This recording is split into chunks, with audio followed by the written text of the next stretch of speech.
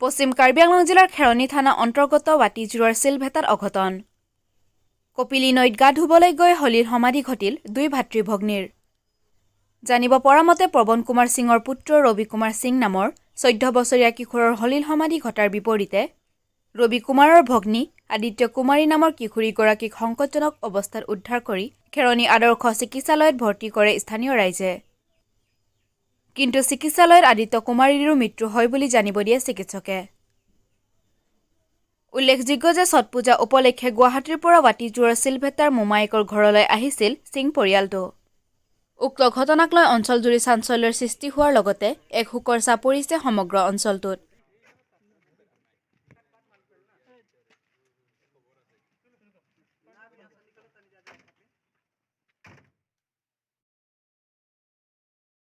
খেৰণীৰ পৰা জয়ৰাম কাথাৰৰ প্ৰতিবেদন 365 news India.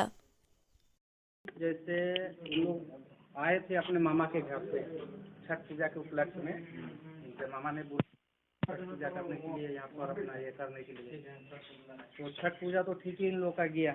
सुबह में इन लोग नहाने के लिए गए थे, सब 8-10 लड़का लड़की था लोग एक साथ में, और नहाते नहाते उन लोग क्या हुआ कि वो ग्रुप बनाकर नहा रहे थे। उसके बाद में उन लोग का हाथ छूट गया ना पैर भी फिसल गया, जैसे दोनों भाई बहन का आज डेथ हो गया पानी से।